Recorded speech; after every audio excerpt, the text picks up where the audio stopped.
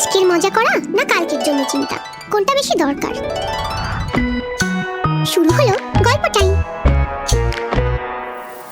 একটা সুন্দর সবুজ মাঠের পাশে ছিল ছোট্ট একটা পিঁপড়ের বাসা। সেই বাসায় থাকতো এক পরিশ্রমী পিঁপড়ে পিপু। ভোর হলেই সে বেরিয়ে পড়তো খাবার জোগাড় করতে।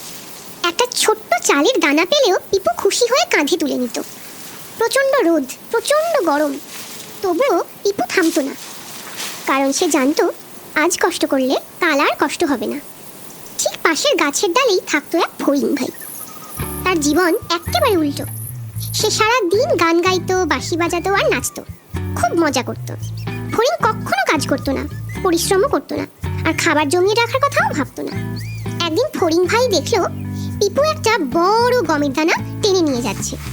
ফড়িং ভাই হেসে বলল, আরে পিপু, তুমি কি সারাদিন শুধুই কাজই করবে? চলো না একটু গান গাই। পিপু হাঁপাতে হাঁপাতে বলল, শীত আসার আগে খাবার জমিয়ে রাখতে হবে যে। ফড়িং ভাই হেসে বলল, উফ, তুমি কত বোরিং, এত আগে থেকে আবার কেউ চিন্তা করে নাকি? তারপর সে আবার নাচতে শুরু করলো।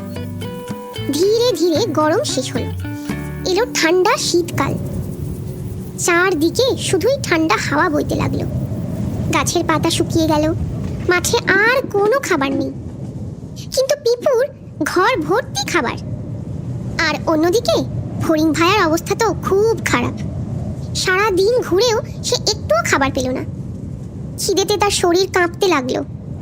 শেষে সে ধীরে ধীরে পিপুর দরজার সামনে এসে দাঁড়ালো। টক টক করে টোকা দিল, পিপু ভাই, একটু খাবার দেবে? দরজা খুলে পিপু দেখলো ফড়িং ভাইয়া ঠান্ডায় কাঁপছে আর খুব দুর্বল হয়ে গেছে।